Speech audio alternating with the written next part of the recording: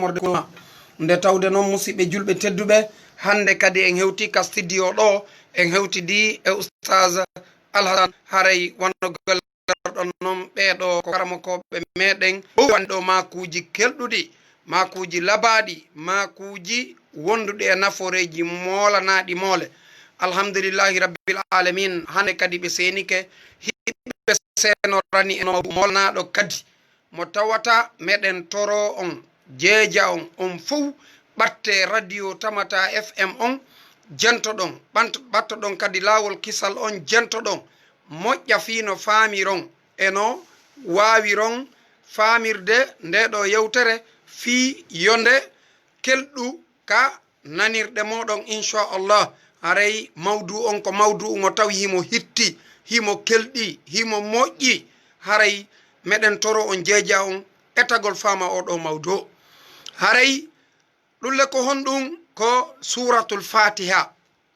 ngolɗo suratuwol ngol tawi goto e men majjaka ngol ɗo goto e meɗen alamu anda ngol ɗo suratuwol e nafoore maggol e kangol wona e gollitirede ɗon haray musidɓe julɓe tedduɓe min ko Mouhammad Julde Diallo jibinande Bañan Labe andiraɗo on Bañan technology service e lawol kisal haray meɗe wiya on ko saɗi moɗon ko tooli moɗon ka radio tamata fm e ka lawol kisal nam cheikh tafaddal ya oustaz. أعوذ بالله من الشيطان الرجيم بسم الله الرحمن الرحيم الحمد لله رب العالمين والصلاة والسلام على سيدنا محمد وعلى آله وصحبه وسلم تسليما كثيرا نصلي ونسلم على سيدنا محمد وعلى آله وصحبه ومن تبعهم بإحسان إلى يوم الدين وبعد أو يتدي الله سبحانه وتعالى إن جوليا نلاد مكة محمد صلى الله عليه وسلم en salmini jentitiɓe ɓen fof auditeur ɓen fof ka duɗal men e o juma mo Allah subhanahu wa taala newnanen fottugol ɗo en salmini wonɓe en kadi tinude en ɓen fof télé makka lawol kisal e kala laawi ka jama woni rewde fi heɗitagol en e nde yewtere men fi dinal islam ɗo inchallah haray hande inchallah koynen kadi wondi e o saay ɗo fiyen yewtudu fiyen ɓeydodir e ko Allah subhanahu wa taala yiiɗi o yarli haray noon yewtere men nden hande ko yewtere nde hittunde fi honɗum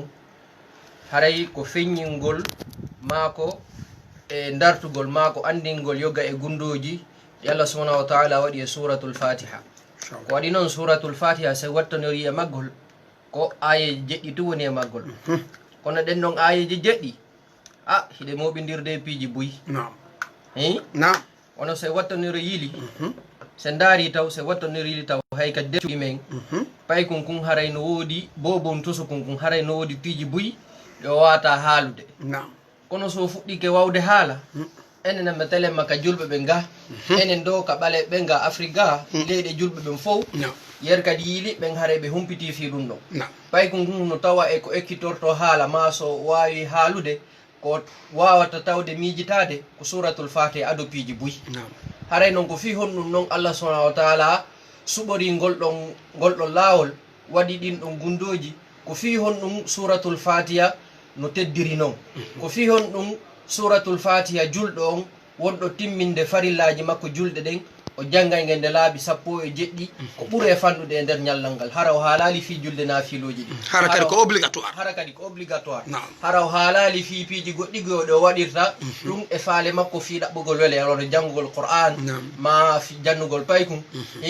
ko fi honɗum sa yo sa julɓe ɓen fof no fotti wondema si julde goɗɗe nden sellay ko ma o janga suratul fatiha wa nelaɗo Muhammad sallallahu alaihi wasallam e makir noon la solata liman lam yaqra bi suratil kitab wondema julde sel wata daganade on mo jangali suratul fatiha haray hande yewtere men nden ko ɗum ɗo woni ko andindinde ɗo jama on haray iɗen tori jama on fof heɗitagol jentito Allah subhanahu wa taala kadi hokka en kadi nafoore e laawol ka wawten gollitirɗol e ɗi yewtereji e ɗi makuji ɗi karmakoje ɓen e ɗi karmakoɓe ɓen feññini e defte maɓɓe ɗen inchallah haray taw aranu ɗum taw en feññinay taw ko ahammiya suratul fatiha honno suratul fatiha on hettiri feññingol ɗum ɗon non en ƴettay maku en ƴettay ayaje ka qur'an e makuji nelaɗo muhammad sallallah alih w sallam wono noon ko sen ƴetti noon ka suratul ka qur'an ka suratul hijr allah subhanahu wa taala o daali wa laqad ataynaka sab'un min almathani walqur'ani alazim haraynen e oɗo noon aya wondema karamokoɓe tafsir ɓen fof ɓe fotti ko fanda ɗo sab'ul mathani ko suratul fatiha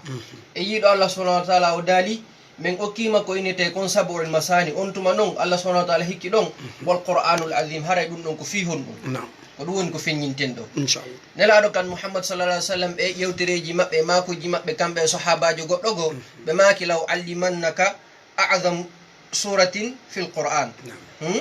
nelaɗo sallah sallam ɓe feññinani ɓe makani on ɗon sahabajo wondema mi hande mi andinte suratugol ɓurgol mawnude ngol ɓurgol teddugol kal qur'an andi noon qur'an o no mari suratul jub haray ɗin ɗon fof noon ko honto no woni kadi fotti ko ɗum woni on tuma noon nelaɗo mouhammad sa sallam e janggi alhamdulillahi rabbil alamin arrahmani rahim ha ka suratu ngol yaltoy ɗon no tawa kadi eko e makuji kan nelaɗo ɗi mouhammad sa sallam ɓe maki walladi nafsi biyadihi ma anzala llahu fi tawrat wala l injil wala zabur wala furqan mithluha innaha sab'ul mathani nelaɗo sa sallam ɓe wondiri wondema allah subhanahu wa taala cippinale e defte ɗe o cippini ɗen fof defte ɗe none ɗe allah cippini ɗen fof hiɗen andi taw wondema karama koɓe tafsir ɓen ɓe yewti wondema defte ɗe allah cippini ɗen fof ɓe yewti ɓe inni wondema ɗen ɗon koɗe 100 ɗon 100 fof ɗe moɓidiraɗe waɗa e nder defte nayyi ko won ɗum ko zabour furqan injil e ko qur'an on e injil on e tawrat on e zabour on ko ɗin ɗon nayyi ɗin ɗon fof kadi ɗen ɗon defte fof kadi ko woni e ɗen ɗon hawtidira e nder deftere wotere ko ɗum qur'ana min on nawoniri qur'ana on fof kadi manaji mum ɗin fof kadi ko qur'ana yewtata kon fof kadi no moɓidira kadi nokku gotu e nder ayeji jeƴƴi suratul fatiha allahu akbar haray noon wono no innirɗen noon so wattani e nde ɗo yewtere en taway ko fiiɗi woni suratul fatiha allah waɗi feere wondema yimɓe ɓen ɓe haɓata janngugol suratul fatiha nawoniru sa arɗen andi wondema si on tigi watta no yili ko on on tigi haalata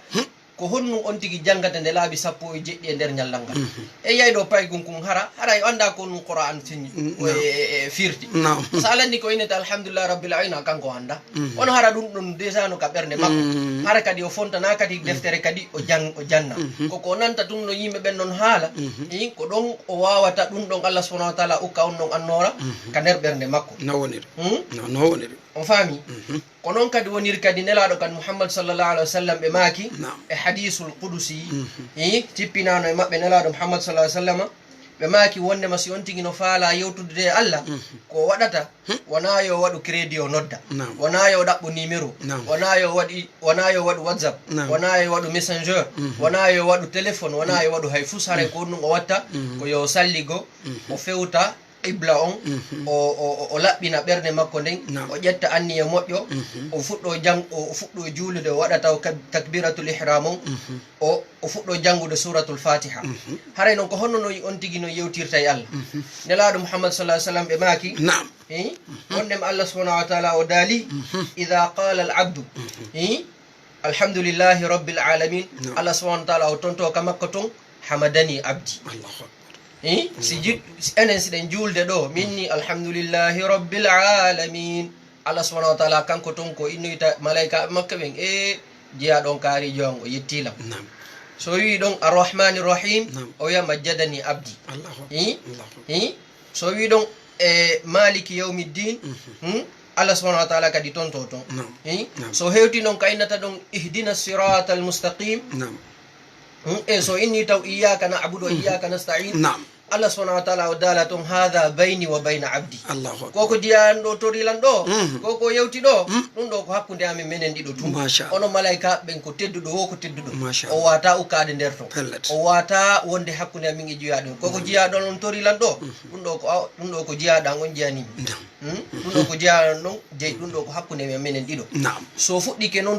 duwaji wonɗi e suratul fatiha ihdina sirata almustaqim sirata alladina an'amta alayhim ghayril maghdubi alayhim wala ddallin amin allah subhanahu wa taala noon on tuma noon o tonto ton honɗum wali abdi ma sa'al jokki jeyaɗan on ko jeyi ko haray noon se wattoni fayga de suratul fatiha gila ka fuɗɗorde ha ka ngol surdi ɗon hiɗa wawi ngol sendude pecce ɗiɗi pecce ɗiɗi feccere arande nden ko yettugol Allah subhanahu wa ta'ala eyi feccere ɗimmere nden ko toragol mo o faami haray ko fi ɗum ɗon se wattoniro yili wonnema suratul fatiha e qur'an on fof ko fi piiji tati haalata fi mum ma fi piiji nayyi ko ara nun ɗum ko findeji ɗin won tigui fiɓata ka ɓerde mum nde aqida mum ko ɗum waɗi noon sen daari toujours ko jantotoɗen kon deftere nde annduɗen nden fof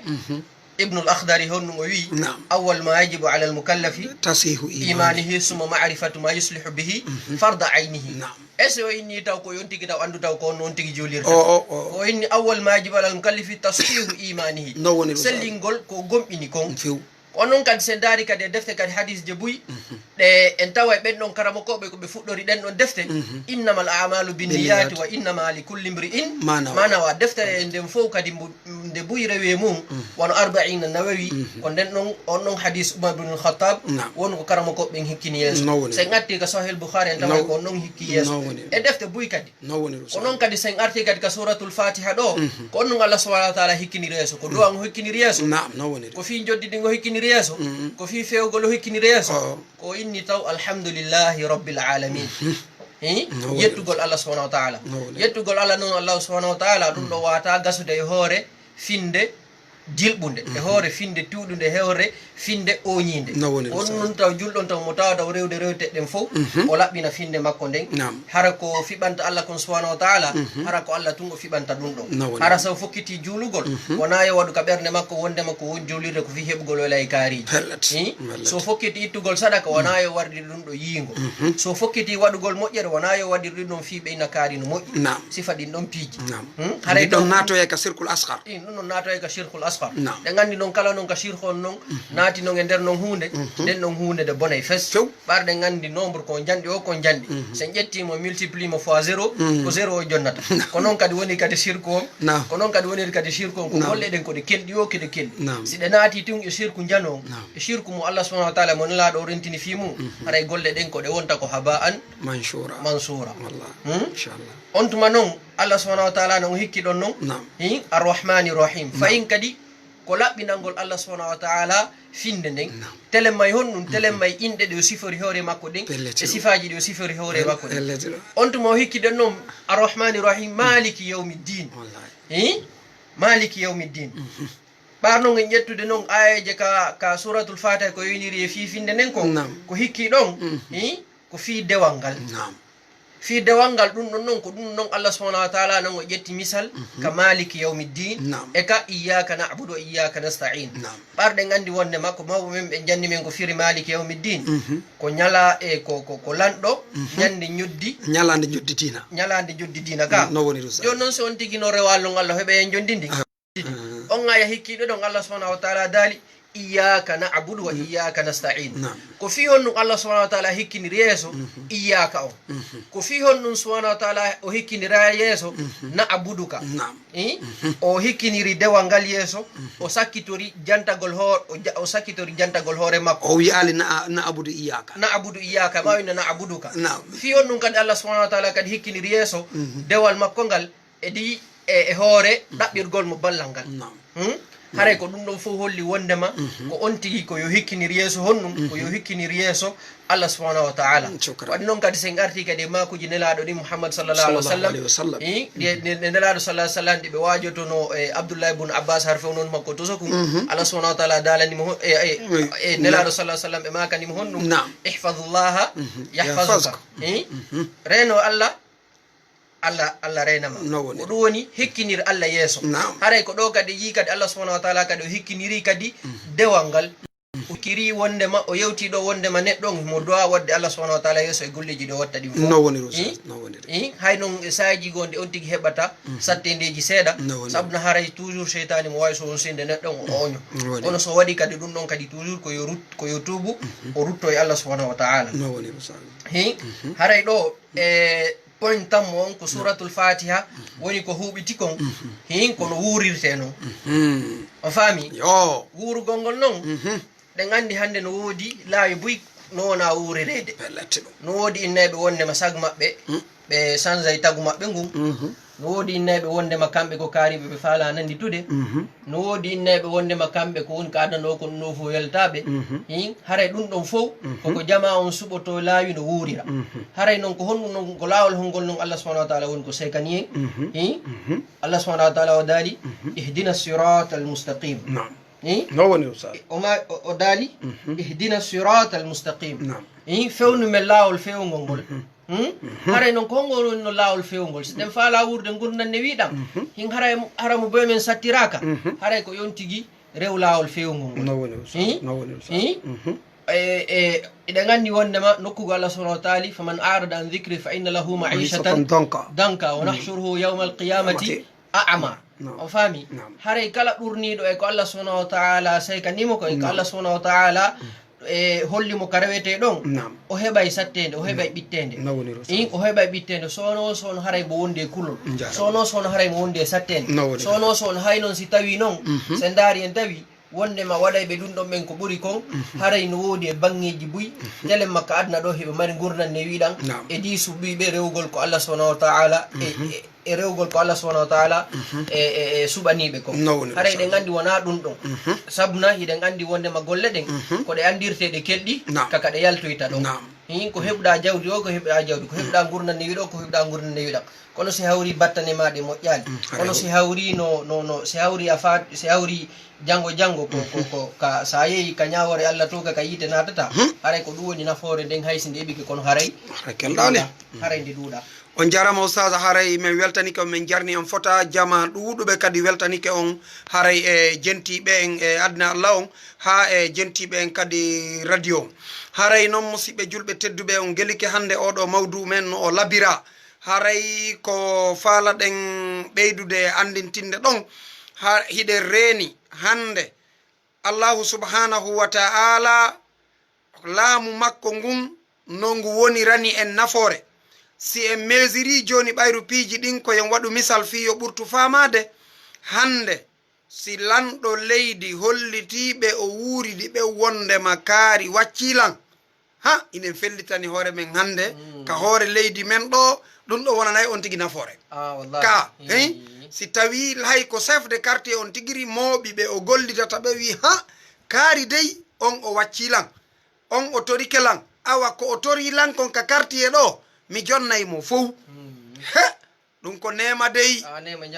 moƴƴa ka itti e sikke noon président leydi ndin itti e sikke noon kadi laamiɗo adna on fof itti e sikke noon laamiɗo adna Allah on fof jeyɗo président leydi ndin jeyɗo fof joni noon oɗo si wi'ima pellet ko toriɗa kon mi waɗanima e hinole ko toriɗa ɗo moƴƴere ma adna e lakira nden fof ko ɗo woni ha ɗum ɗo dey ko welo welo molanango haray koye en andu ɗum haray wono wonɗon e makide ni kadi ka siratal mustaqima ɗo ka lawol foccingol ɗo haray felliten wondema nafoore gurdam men ɗan ko e ngol ɗo laawol waweten heɓude ɗum ko e ngol ɗo laawol waweten heɓude ɗum janngugol diina kan faama diina kan gollidira diina kan ko ɗo nafoore nde woni wattane yilay ɗum musidɓe julɓe tedduɓe haray cheikh alassane mi weltanike on mi jonnita o maako on inchallah aray noon toɓɓere tammere ko suratul fatiha woni ko yoydiri e mum ko nam ko hollugol wondema enen mofte men ɗen fof julɓeɓen fof hiɓe hani wonde e hoore konngol gotol wono e saffa goto heɓa almamijo goto wono no ƴettirten misal noon so yeeyi ka juulirde so yeeyi ka juulirde en fof min hiɗen andi wondema ko almamijo goto suɓotoɗen ko on ɗon yewtidata e Allah enen jentoɗen ko on ɗon yewtata enen jontoɗen ko on ɗon waɗata golle ɗen enen iwtiren ɓaawo makko haray noon ko fi honɗum noon haɗi noon julɓeɓen fof ɓe jokka ngol ɗo lawol e bange heddi nam ɗon kadi koto Alassana ko honno ka ɓeyditugol ɗon mi weltanike on ɗon kadi moƴƴande tawde haray no wonirɗen noon ka juulirde normalement ko noon duwaɗo wonirde ka yaasi kono hande ka buy fewndi ɗon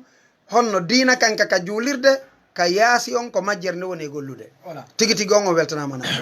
e haray ko ɗum ɗo woni nam wonnema si on tigi no juulude haysi ko kanko tum hara de ko kanko peton julde ka suudu makko nam ɗen andi o janggata iyaka abudu no woni wa iyaka astain o innata kadi ihdini sirata almustaqim. Naam, o toranta ko hoore makko kanko tum. Toranta ko hoore makko tum. Naam Oustaz. Ɗum ɗon holli wondema nafoore nden malore men nden en fof ko ma moƴƴerde wonana en fof ko ma en fof jogodiren on jaramo wonen e saffa goto heɓe ngalnamijo goto yewta enen jentoto jaramo Oustaz o faami. Naam. haray noon ko yerɗe ɗo toɓɓe woni ko suratul fatiha woni yewtude kon e nder ɗe toɓɓe nayi jantiɗe ɗo on jaramo Oustaz. kono no woodi taw toɓɓere wotere nde arteten enen ka welsinde ɗen buy ka iyaka na'budu wa iyaka nasta'in. ɗen andi en inni wondema Allah subhanahu wa taala hikkiniri yeeso jantagol taw hoore makko addi jantagol dewal ngal ko ɗum ɗon holli wondema ko kanko tun hana fewtinede dewal ngal ko wona kankol ko ɓar noon o hikki ɗon o gayni ɗon fi dewal ngal o inni iyaka nasta'in ko woni komin ɗaɓɓirta ballal halay no ɗaɓɓirgol ballal Allah ngal noon ballal ngal Allah haray ɗum ɗon ko honɗum no yewdiri e fi piiji buy no yewdiri e fi ko wona yewtede kon ni fi gande ɗe ɓarɗe gandi hande ko ɓuuray ɓe jokkude fi gande ɗe wo ko ɓen ɗon ɓurata jogitade ad noon ko ɓen ɗon andi ko honɗum laatoto ko adna ɗo ko honɗum laatotako ko annon ɗen ɗon gande kadi fewdiɗe ɗen fof hande sen daari Allah subhanahu wa taala o yewtino fi majje ka Qur'an won hande gandal ɓurgal hittude ngal ma ko marɓe doole ɓen président ɓe marɓe doole nder aduna ko ɓon pongotirde kon fof ko fi yawgol ka weeyo anda ko honɗum won nder ton anda ko honɗum fewndi ton ɗum ɗon ɓe artira ga ɓe janga ɗum ɗon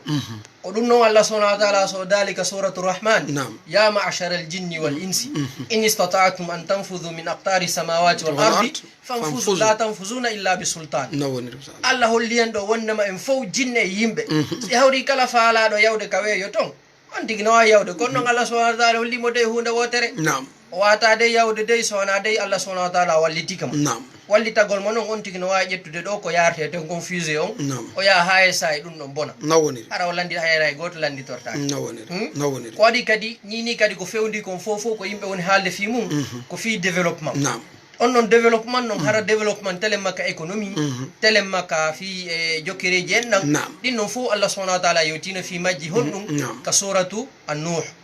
o wini yursilu alaykum midraran wa yaj'al lakum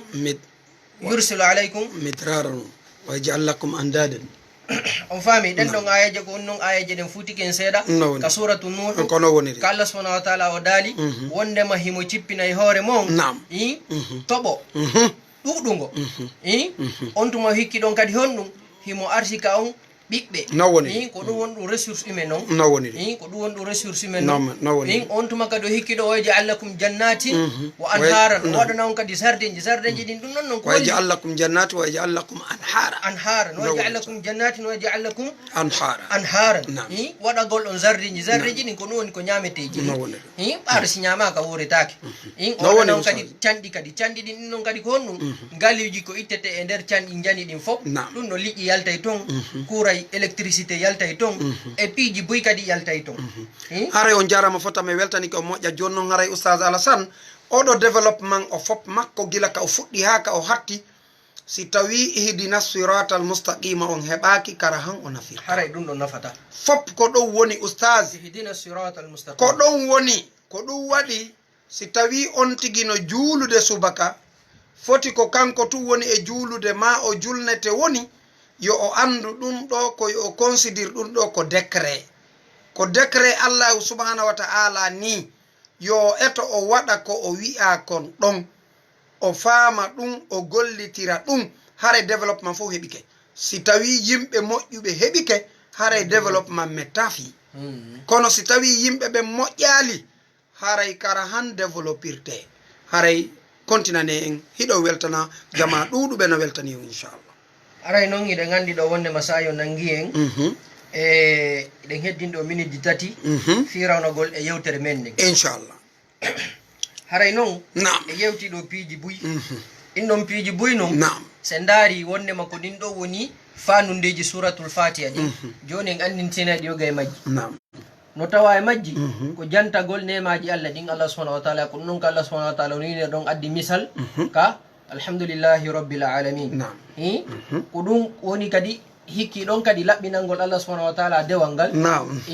telemma hon ɗum telemma ka inde ɗe Allah subhanahu wa taala suɓani hoore makko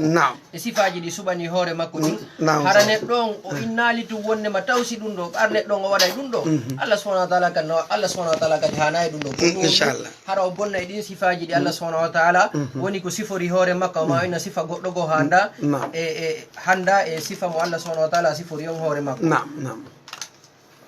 nam ko non woniri haray on weltanama on jarnama fota haray alhamdulillahi rabbil alamin haray karamo ko meɗen honno oustaz mouhammadoul amin hiɗen jonnitaɓe mako on woda koɓe makani en inchallah haray tigui tigui on fi oɗo suratul fatiha nafoore ko woni e makko e programme ji makko haray ko ɗum ɓe woni en e makande ɗo inchallah haray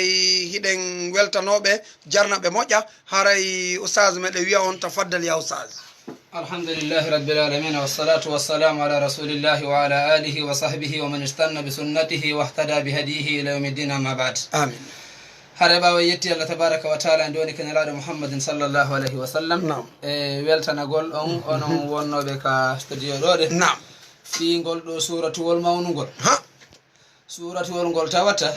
الله سبحانه وتعالى جبنا لنقول كتوريتا وناكا لنزيلا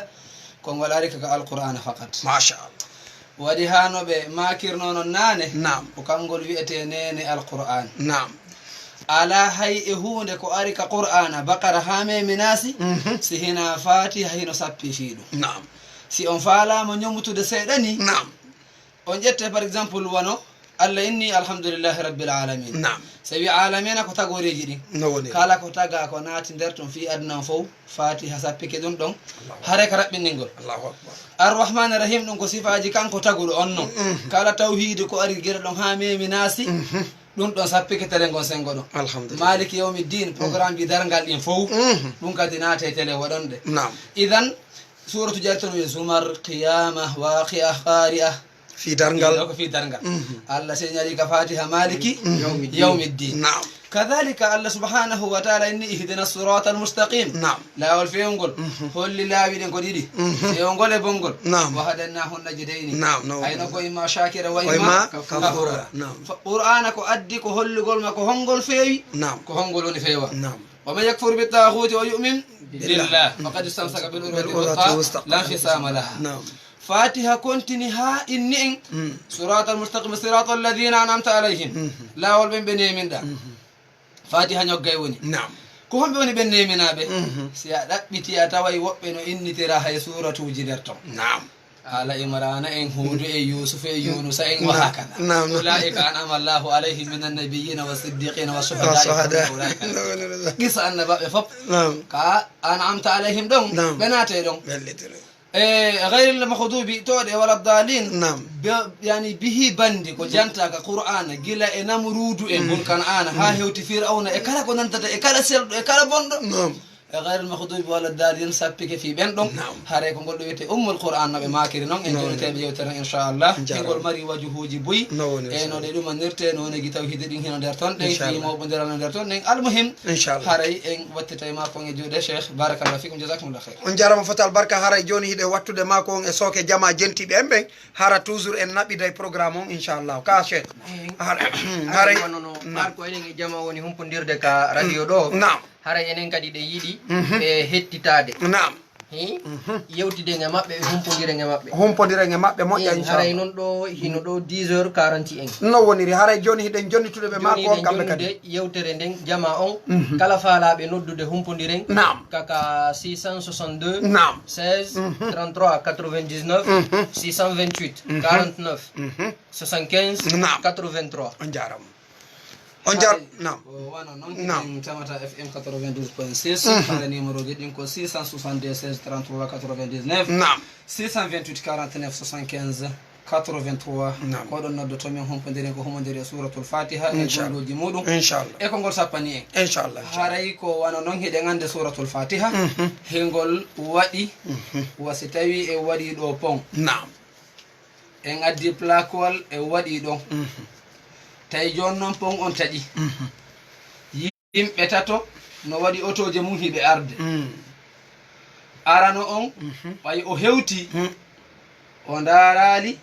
o tefaali o landaki fi plakol ko waɗirano o sikki waɗoɓe ɓe fijay woni tawi e ko déviation wi'a nam assalamu aleykum wa rahmatullah waleykum salam wa rahmatullah waleykum assalam wa rahmatullah ko wonɓe konto nodduɗon men bisimillah cheikhana ahlan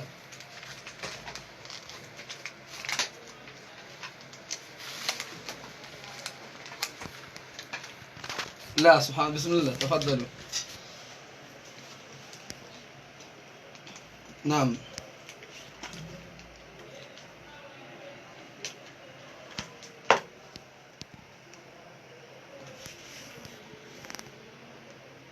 نعم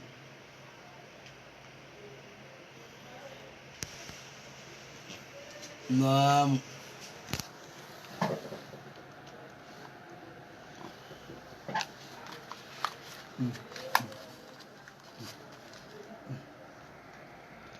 أيوة جزاكم الله خيرا haray landal ɓe ɗongal ko sujudu sakkitoro on neɓugol e makko ɓuuri sujudaji hedditiɗi ɗin hiɗen gandi aslan sujudaji ɗin ko ɓuuri raɓɓuɗude e ko yonata kon ko wi'ugol subhana rabbiyal ala alal aqal laabi tati kono noon hino toon ɗen kadi du'a uji buy arɗi ɓawo ɗum ɗon jangguiteɗi ka sujudu wala allah ɓen ɗon neɓi nayyi ɓe haaray ko ɗin ɗon ɓe woni ɓeyditorde e dow ko yonayno kon haray no jooɗi si tawi ndigui daari hisnul muslim ka babu assujudu ma yuqalu fi sujudi du'a uji ɗi no ɗon haray si on tigui jangui ɗen ɗon la basa bihi haray ko 676 33 nam assalamu aleykum waaleykum assalam wa rahmatullahi wa barakatuh ko wonɓe konto nodduɗo men machallah santarimite mala toon foy ɗum a jaam ko onno makite ɗum نعم شيخنا محمد علي أهلا جزاكم الله خيرا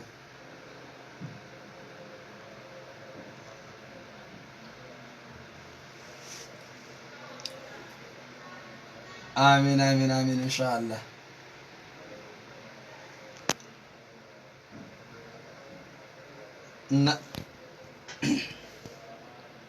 نعم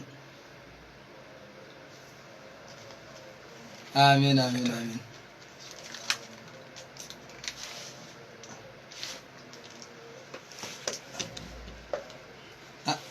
آمين آمين آمين آمين شيخنا نعم بسم الله أهلا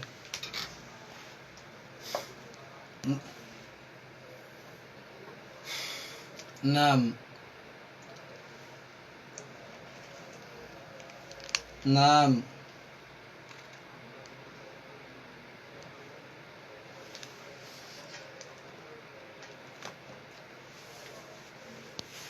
si tawi o waɗi fatiha o yejjiti wattude simore si nden ɗon darde gasa e sellude ne arane barakallahu fikum jasakumllah khair haray ɓeɗo ko adi kon hiɓe noddi ɓe jarni moƴƴa ɓe weltani émission ɓe maki haray yo allah famin en enen fof ko wiyete kon iyyaka na'budu wa iyyaka nasta'in tawi ibnul qayyim al jawziyya rahimahullahu taala hiɓe windi defti ɗiɗi jane إن مدارج السالكين في منزلة إياك نعبد وإياك نستعين إذا يوتي مجي نكي لشابان جينيك إياك نعبد وإياك نستعين ناتتا كرمكو بيوي ألاكو هوي وندي تاغول سيدا فالا يالتا ياسدو ويا كونا كيري فوقم بوري مرد جوتي na problem no kono eske haray kono woniri tuma hida tabintina konko wi uda don no landi procedure mo la na idan dara ko yeso Allah inna iyyaka na'budu ko amen rewata ko amen dabbirta ballal na don problem eske non ko dum joni on da wadde haray ko gonga mabbe ko hani accitinde hakkil ka iyyaka na'budu wa iyyaka nasta'in haray si feddino be landi darde arner nesi on tigi jangi fatihatum o yejjiti suratu eske nen darde don de konte kande kontata e hote kala sli julde fatiha o woni farilla ka jangin ko hetti kon ko sunna wacce sunna ko sujjan haray bonnata darde haray inshallah nam wa alaykum assalam wa rahmatullahi wa barakatuh ko be kontono do men na ma sha Allah Sheikh Muhammad Ali Dari ahlan wa sahlan wa marhaban bikum bismillah alhamdulillah na be ngori gidin tan nala ton fo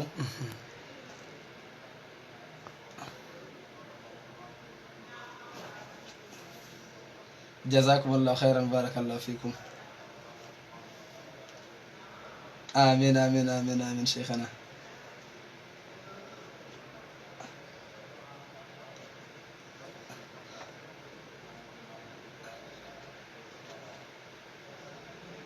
non tigile seekhe julde bañan technologie lawol kisal non tigile.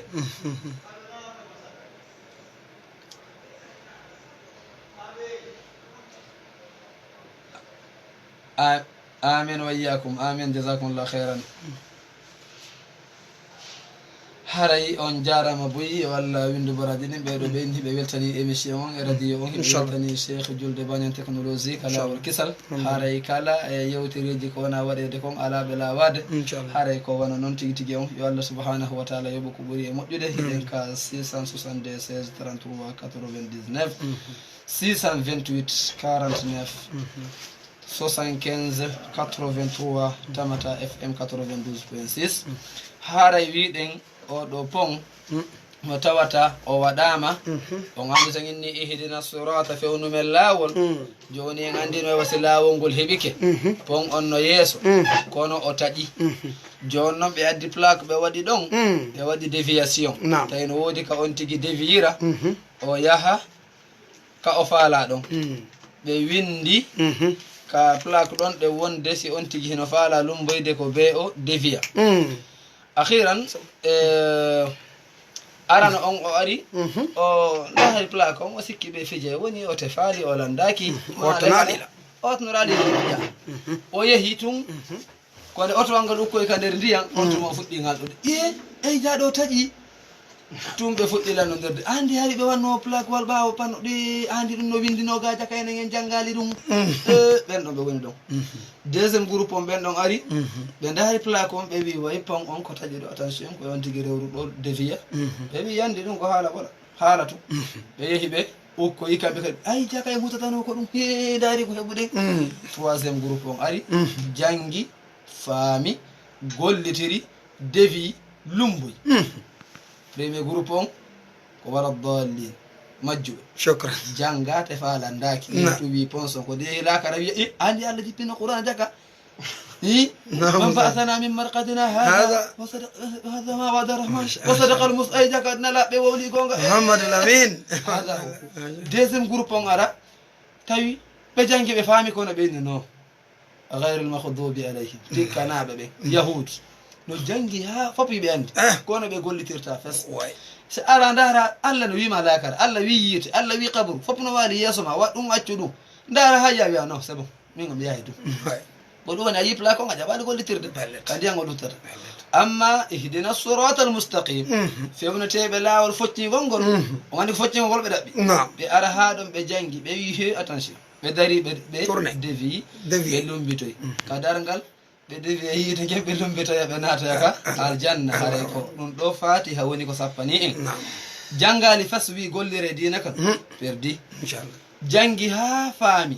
sali gollitirde perdi ko mala ko alladhina amanu wa amilu salihat. shukran jazakumullahu khairan wa barakallahu fikum inchallah. haray ko ɗum woni on jaare ɓure suratu al-fatihati e ruttoto ka numéro ji 676 no ɗo joni haray usage haray leer men on woɗɗike ɗo haray ko ɗo wonɗen hattude haray min weltani ko min jarni on foto e Allah subhanahu wa ta'ala on yoɓɓu on ko ɓuuri moƴƴude joddi haray ko wiyeten tun jama on koye ɓe watta yila e fi o pont mo waɗani en ɗo misal labangal joni noon ɓe ukkiɓe ka ndiyan ɗon si tawi ɓe mayali si ɓe yiiti doyi e ɓeya lumbunoɓe to no woodi ko ɓe yewta haray no woodi ko ɓe yewta moƴƴa noon ka onon on darano onon on andano onon on janggano tigi tigi on mi wattanano ila mais yiwno no windigoy namusa qur'ana no addani en mbaadi ka hoore pon ɗon naam ɓay woni ha ɓeya lumbi ɓeya fay ɗanike bi hoy koye meɗe ɗumannaki ɓeyni unzuruna naqata bismin nurikum hey daare men ga men yonnoro men heɓano men lumbire ɓe wi irji u wara akum faltami sunura ɗum ko adna ɗaɓɓitoyte i ko ɗum wiyano kon naaɗo ka hoore pon ɗo ko gandi ɗon ɓen ɗon ɓe ƴewata ɗon hakkoma ko khalidina fiha haare yo Allah subahana taala dandu en wuminkinagol ha wumine Allah hokka en peewal suɓo ɗen bunda amma samudu fa haɗenahum fastahabbul ama alal huda نعم نعم إذن هاي نيمرو جمين دي مواوا نودد دو 628 40 36 54 نعم 628 40 36 54 هيدن هيرو مسلمي مي فو ها طالبا بي إن شاء الله إن شاء الله إن شاء الله نعم هيدن هيرو بي فوب مابbe hajja mariama إن شاء الله إن شاء الله هاي هيوريكي تيجي تيجي on طالبا بي فو كارما ko meden ben وصلى الله على نبينا محمد وآله وصحبه وسلم on jaram kala wol kisal modja on jarama fotal barka inchallah haray ɗo kadi hiɗen toro jama on fowdu anagol oustaz Abdourahmane Kosa iɗon gueli hiɓe fooyi gila neeɓi haray ɗen tori Allah subhanahu wa taala yo Allah sellimɓe jaam haray min numéro on ko 628 08 87 07 et 664 33 06 56 say kala san men jonnita o mako on hombano ɗum duwano ɗo inchallah haray en weltani ka jama o fof inchallah ka wonɗen lamnitade yewtere men nden ɗo nam arayɗe weltaniɓe inchallah wonɓe ka lawol kisal ɓe giɗe wonɓe jentade e radio FM nam haray e weltanike ɓe fof ma inchallah inchallah haray fayin ko hunde wotere ɓeydete famugol koko yewtuɗen ɗo kon fof wona ɗo yiisayo no fandi wona piiji ɗin fof wawɗen ƴettidirde ɗo wodi piiji buyɗi ɗi accuɗen so ginnuno yewta fi ɗin ɗon piiji fof ɗi wata yonde ka radio ɗo radio on hiɗen andi ko leyra haray ko honɗum wasiyota ɗen jama on koyo wakkile jangge inchallah i ko yon tigui wakkilo jangga ko ɗon on tigui wawata heɓude nafoore kew ko yewtuɗen ɗo o luggino kadi mum o ɓurta famude yewtuɗen ɓar enen ɗo en ko soɗaɗi tu wonɗin en suutay tun adden hollen jama on fiyoɓe wakkiloɓe jangga haray ɓaru sa yo nangui en haray min numéro ji an ɗin ko 626 19 85 50 626 19 85 50 haray ko on ɗon kadi woni ka WhatsApp e ka Telegram fof faalaɓe men humpodirɗum jarama bar jazakumullah khairan haray inchallah waɗane en du'a inchallah ربنا تقبل منا انك انت السميع العليم وتب علينا انك انت التواب الرحيم ربنا اتنا في الدنيا حسنه وفي الاخره حسنه وقنا عذاب النار امين سبحان ربك رب العزه عما يصفون وسلام على المرسلين والحمد لله رب العالمين.